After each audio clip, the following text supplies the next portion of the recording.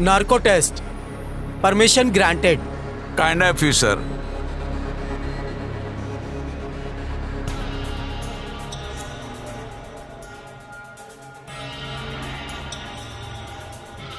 नाम बताइए आपका। मेरा नाम लेफ्टिनेंट कर्नल प्रसाद पुरोहित है। आप किस संस्था के साथ काम कर रही हो? मैं अखिल भारतीय विद्यार्थी परिषद की महामंत्री हूँ।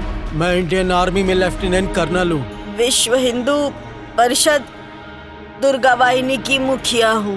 मालेगांव बम विस्फोट में कौन कौन शामिल था?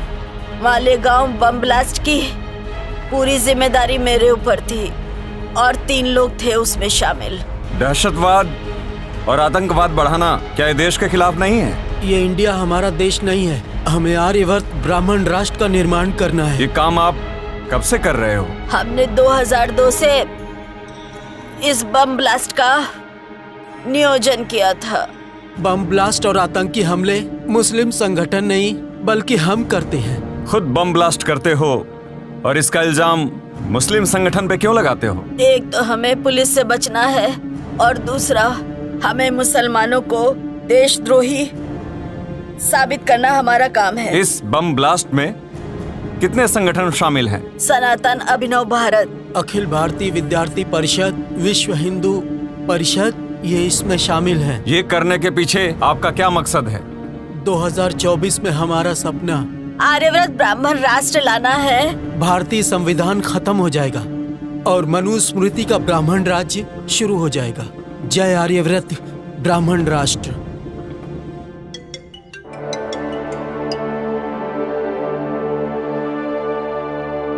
Hello, ATS chief Hemant Karkare speaking. हाँ, क्या कल सुबह? ठीक है, मैं आज ही के फ्लाइट से आ जाता हूँ रात को। कल सुबह मैं ऑफिस में आ जाऊंगा, बता देना। जय हिंद। मैं कम इन सर? यस, कमिंग कर करे।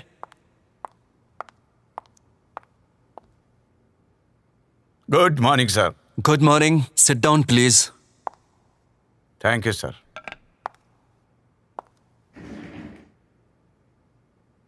कर करे, आप क्या पागल हो गए हो क्या? मालेगांव केस में कर्नल पुरोहित, प्रज्ञा सिंह ठाकुर, इनके ऊपर आप देशद्रोह का इल्जाम लगा रहे हो, उनको अरेस्ट कर रहे हो। आपको मालूम है वो आरएसएस के लोग हैं। आरएसएस के लोगों के रग रग में देशभक्ति भरी हुई है और आप उन पर देशद्रोह का मुकदमा चला रहे हो, उनको अरेस्ट कर रहे हो। शर्म आनी चाहिए आपको। सर, मैंने कोई गलत काम नहीं किया। मेरे पास उनके खिलाफ पुख्ता सबूत है सर। दिमाग ठिकाने पर नहीं है आपका। पुख्ता सबूत मिले कहते हो? Sir, Pragya Singh Thakur, lieutenant colonel Prasad Purohit और दयानंद पांडे के लैपटॉप में हमारे देश के खिलाफ बगावत के पुख्ता सबूत मिले हैं सर। प्रज्ञा सिंह ठाकुर और लेफ्टिनेंट कर्नल प्रसाद पुरोहित, इन्होंने नार्को टेस्ट में कबूला है सर। हमें मालूम नहीं नार्को टेस्ट मैनेज की जा सकती है? नहीं सर, नार्को टेस्ट बिल्कुल सही है, शक की कोई गुंजाइश नहीं सर। अच्छा बताओ, आप खुद ब्राह्मण हो, ब्राह्मण हो के ब्राह्मणों पर कार्रवाई करते हो, ऐसा क्यों? जन्म से भले ही मेरी जाति ब्राह्मण हो, लेकिन भारतीय संविधान के मुताबिक भारत में रहने वाले सभी नागरिकों की जाति भारतीय जाति होती है, चाहे कोई बौद्ध हो, मुस्लिम हो, सिख हो, ईसाई हो या लिंगायत हो। मैं कुछ नहीं जानता। कर्नल पुरोहित, प्रज्ञा सिंह ठाकुर, इनके ऊपर लगाए हुए इल्जाम वापस लेने होंगे आपको। सर, क्या मैं जान सकता हूं कि देश ने ब्राह्मणों को क्या कुछ नहीं दिया? हर जगह ब्राह्मण ही तो है। 4% ब्राह्मण है सर, मगर आईएएस, आईपीएस, मिलिट्री में हर ग्रेड में 80% ब्राह्मणों की भर्ती है सर। केंद्रीय मंत्रिमंडल में ब्राह्मण, राज्य मंत्रिमंडल में ब्राह्मण, सांसद ब्राह्मण, विधायक ब्राह्मण, मंत्रियों के ओएसडी भी ब्राह्मण, हर जगह ब्राह्मणी का राज है सर। सच कहूं सर, सच कहूं, यहाँ का हिंदू ब्राह्मण को भगवान मानता है, और इसके बावजूद भी, इतना मिलने के बावजूद भी ब्राह्मण देश से गद्दारी करता है। आखिर ब्राह्मण चाहते क्या है? आर्यवर्त ब्राह्मण राष्ट्र चाहते हैं। ब्राह्मण इस हिंदुस्तान को ही आर्यवर्त ब्राह्मण राष्ट्र बनाना चाहते हैं। ब्राह्मण उनको सत्ता का टुकड़ा नहीं, पूरी सत्ता ही चाहिए, एब्सोल्यूट पावर, समझे? आपको ये मंजूर है सर? मेरी भी यही ख्वाहिश है। हरगिज नहीं सर। आरएसएस, सनातन, अभिनव भारत, विश्व हिंदू परिषद, प्रज्ञा सिंह ठाकुर और साथी मेरे देश के दुश्मन है सर, और मैं अपने देश के दुश्मनों को कभी माफ नहीं कर सकता। तड़पा तड़पा के मारूंगा देश के गद्दारों को, यही मेरा इरादा है सर। देखो करकरे, प्रज्ञा सिंह ठाकुर और उनके साथियों के कारनामों पे पर्दा डालो, छोड़ दो उनको। आपको माला माल किया जाएगा, आपको जो चाहिए वो मिल जाएगा, लेकिन सिर्फ आपकी जुबान बंद रखना। शेर कभी मौत से डरता नहीं सर। होश में आओ करकरे, अपनी जान गवा बैठोगे।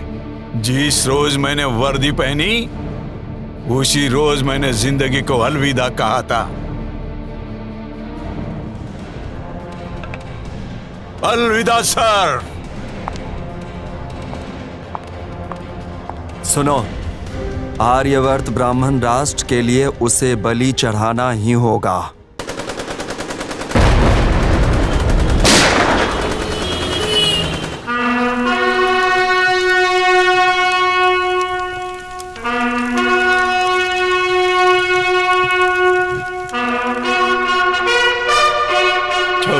नवंबर 2008 26 नवंबर 2008 में मैं आपके लिए शहीद हो गया, और मैंने आपको आगाह भी किया था कि आरएसएस, अभिनव भारत, अखिल भारतीय विद्यार्थी परिषद, विश्व हिंदू परिषद, सनातन, ये सब हमारे राष्ट्र के शत्रु है, दुश्मन है।